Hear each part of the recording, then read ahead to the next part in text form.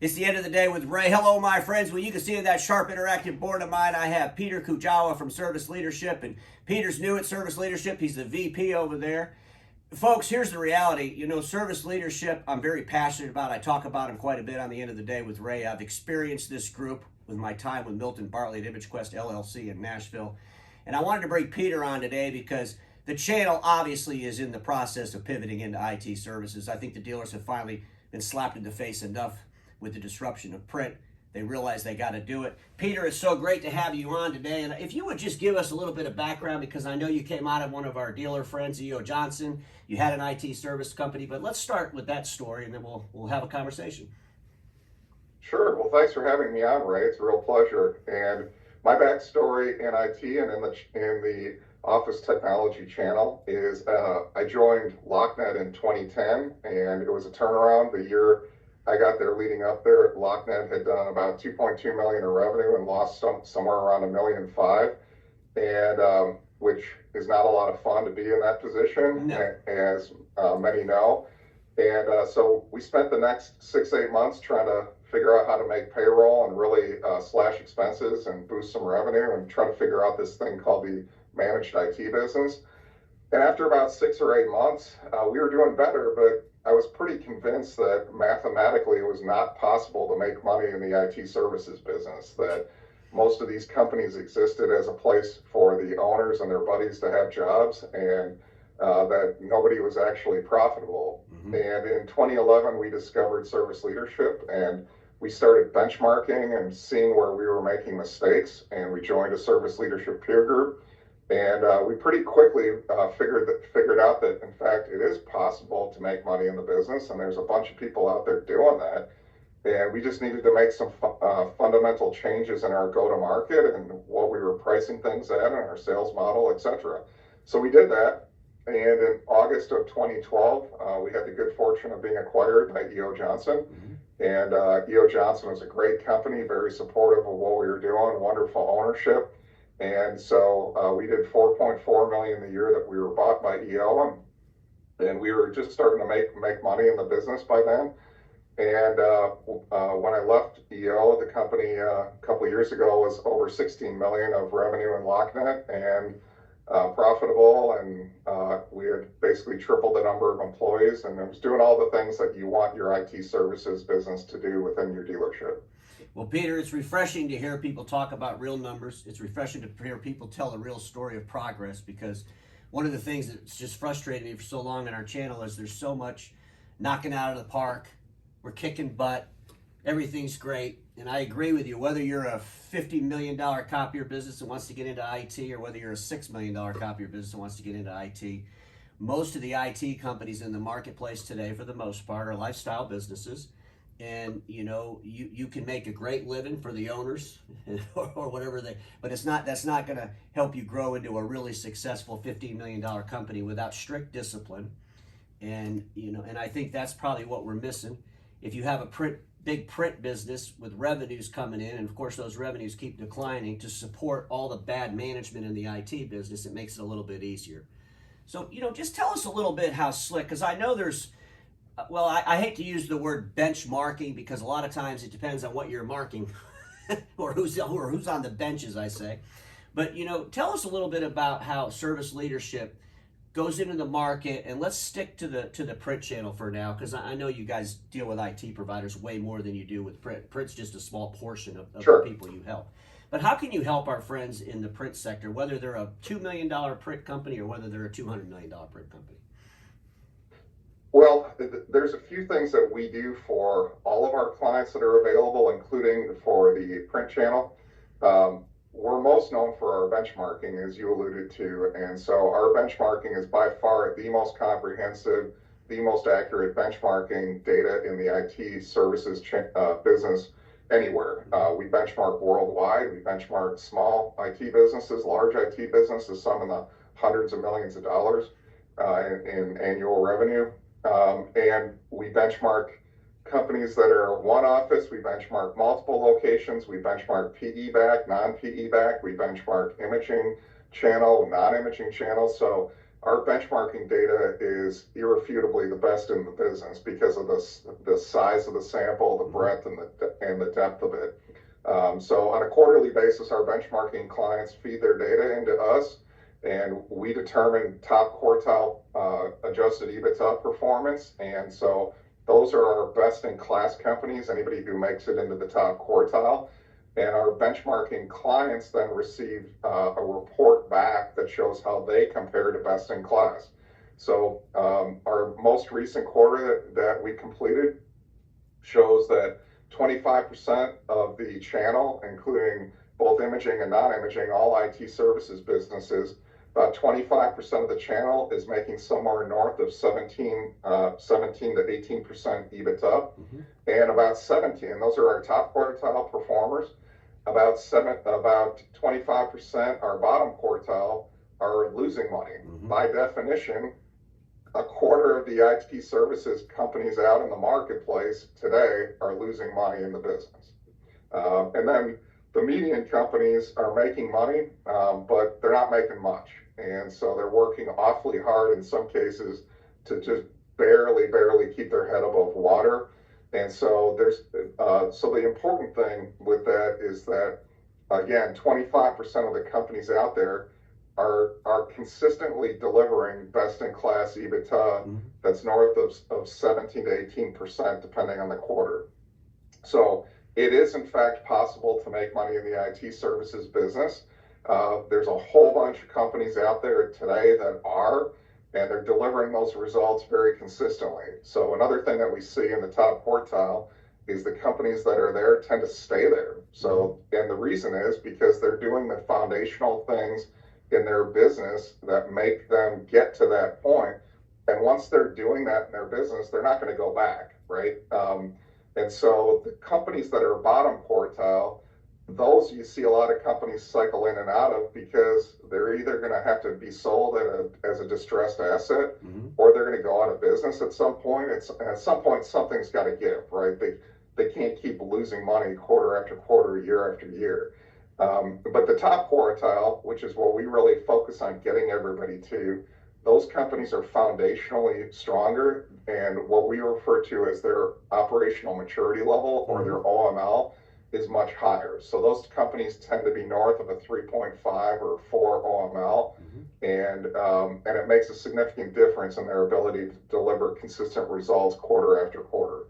Well, I think, Peter, a lot of times, and I've been saying this for a while now, but I see a lot of the consultants in the space, and I'm just convinced that, maybe they came out of a lifestyle IT business themselves, and now they're consulting in the space, but the expectations that we hear them share with some of our dealer friends are a little bit ridiculous sometimes, and I don't know how they're benchmarking. If I'm in a peer group, explain to me the danger of this. If I'm in a peer group and the peer group is full of people from the office equipment, channel, if you will, and I'm benchmarking myself against everybody that's trying to deliver IT services that's a diversification from their print, but basically we're all learning together.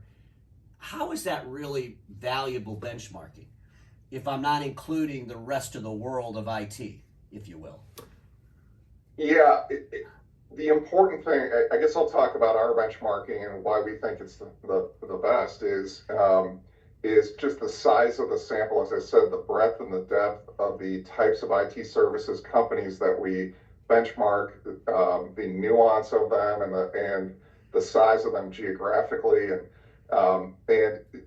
so I don't think anybody knows the exact number, but I've heard estimates that the total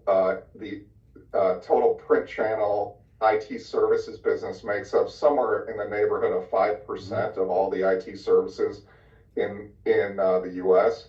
And so, if that's correct, that's a much smaller sample size that you're comparing to than the total scope of the IT services channel. So, with any benchmarking, you want your sample to be as large as possible, as wide as possible, and really reflect an effective comparison against what you're doing as a business. But and we have that. We've been doing it for a long time. Service Leadership has been benchmarking for over 15 years. So our knowledge in this, our track record in it, the nuance that we've been able to deliver in the product is second to none. So we know a lot, and What we did on the operational maturity level front several years ago, 7 years ago, 8 years ago, Service Leadership developed Sleek, which is an online tool that our clients are able to go in, log into. It assesses the operational maturity level of their business in 5 foundational areas and in tremendous detail. It's about 300 questions that they're going to go through and answer. And at the end of it, it's going to tell them where their current state is, what's their current operational maturity level or OML. And it's going to tell them very specifically how to improve, and it's going to provide them the tools in it that tell them how to get there. So videos, white papers, and it gets into great specifics on things like charging for assessments and how to measure your financials and how to what kind of goals to set for the business, how to build your sales model, your go-to-market, how to do your target customer profile, how to build your tech stack. All of these things, which are critical differentiators for getting to a high OML and therefore to a high adjusted EBITDA. Well, Peter, I'll tell you, my experience with Service Leadership and Sleek, here's the reality, folks. IT's complicated. And I think what Service Leadership has always been able to do is take some of the complexity and digest it so the entrepreneur or the individuals building these businesses could look at something and really have a path forward. And when I talk to some of my friends, they think there's some secret weapon. They think they're going to join some peer group, or they're going to get together with their cohorts, and they're going to tell each other how great they're doing, and slap each other on the back, and we're knocking it out of the park without any real details. And they don't really want the discipline. They know they need the discipline, but they're not willing to participate in it. And I've heard in the marketplace, so let's just throw it out there that, well, Service Leadership, I mean, it's tough. They're very disciplined. I mean, their metrics are very complicated. We're looking for something easier. Can you explain that a little bit? Because I would say by far, and I've seen some different benchmarking organizations, would probably be the most complicated, but that's not a bad thing as long as we can digest what's complicated. Yeah, we are disciplined. That's true. We have a disciplined normalized solution provider chart of accounts, our NSP COA. And every single company that benchmarks with us uses it. As a result, the results that we're able to deliver to every single company that benchmarks with us are very accurate. They're nuanced. Those companies are able to get the detail that they need to affect real change in their organization. And so, there are other ways to go about it, and ours is not necessarily the easiest, but we firmly believe, and we have the data to back up that it's extremely effective. It's kind of like if somebody wants to lose some weight, well, you can tell them to go out and drink a few Slim Fast shakes, or you can tell them to go out and work out every day and change their diet and change fundamental behaviors of their lifestyle. One of them is going to make them feel like they're actually doing something about it. The other one actually is going to do something about it. So it really depends on what somebody's trying to do. But we have a lot of resources to help anybody who gets started with us get set up. We have a lot of videos and a lot of the documentation. We're here to help anybody who gets set up. And so once they get over the initial hump and get set up on how to enter their data and normalize their chart of accounts, going forward, it should be pretty smooth sailing. At that point, you're getting usable data back. And Sleek, once you go through your initial assessment on your business, you're going to be spending maybe a half hour, a quarter in there. It's going to give you, you're just going to be going in there to update the things that you've changed in your business in the past quarter. So none of this is something that you can short circuit if you want to effectively do it. But it's also, I think there's a reputation that's maybe a little overly intimidating to some people that's not necessarily accurate either. We have the resources. Companies have been set up using our stuff for years. If it was that hard to get set up and that hard to use, we wouldn't have any clients. No, I agree with you 100%. I think there's a little bit of a reputation that I think is probably a little overcooked too. Well, I think a lot of that comes from, and I'm a big critic in our industry of this scenario, is people will tell our friends what they want to hear instead of what they need to hear.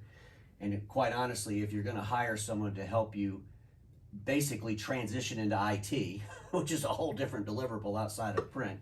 It's not about telling you what you want to hear. It's about telling you what you need to hear. And I've always appreciated that of Paul Dipple, and you know, you're in the team now. And you know, I do want to address one thing just so people understand this too, though. You know, ConnectWise had purchased Service Leadership, and I want to make it clear that this, you know, Service Leadership is not dependent on the client being on the ConnectWise PSA tool. Is that true? I mean, will you work with dealers that maybe aren't on that platform?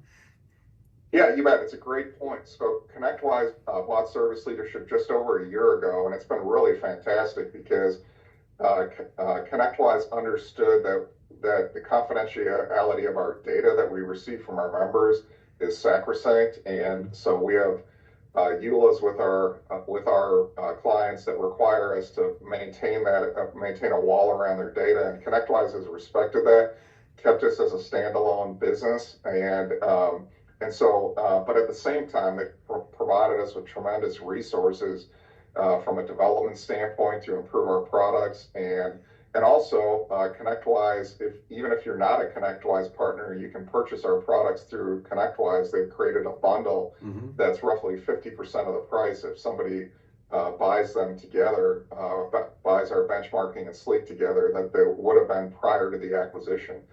So ConnectWise, they bought us because, there's no requirement that you be on ConnectWise. But what ConnectWise's belief is that if they can get their partners to use our benchmarking, and if they can get their partners to use Sleek, those partners are going to be more profitable. They're going to grow faster than the industry. They're going to be more sustainable. They're going to do more acquisitions. Therefore, they're likelier to survive and to thrive in the business, and they're going to need to consume more ConnectWise products. And so, just like ConnectWise invested in HTG, which is now Evolve, they've really put a lot of resources into the community and in trying to make the community get better, knowing that that's good for not only for the partners, but it's going to be long-term good for ConnectWise. So that's why ConnectWise did it. It's been really successful. And to your point, no, they don't have any requirement to be on ConnectWise. We'd love to see them do that, but the partners go there, but ultimately, there's zero requirement today that they be on any ConnectWise products, and there's no discussion of that going forward. So ConnectWise has been a really great owner. Well, I've talked about ConnectWise a long time, and they're not a supporter at this point at the end of the day with Ray, but they definitely, well, they're the largest PSA in the world. There's a reason that they're the largest in the world, and they really do have good software, and I have my own experience with that. You know, Peter, it's been great having you on. I want to reach back out to you again. You know, it's going to be a real goal of mine over these next 2 years to really get the dealers to understand IT and understand it in the way that it needs to be delivered in the market profitably. I mean, we've been dabbling in this for over 12 years. Dealers have lost money. Some of the dealers are making money, then they start losing money. They jumped in with both feet, and then they pulled one foot out. And at the end of the day, we don't have time to screw around with it anymore. We got to really get focused and do it. And I'm hoping I can ping you for that help. Is there anything you want to add before we end?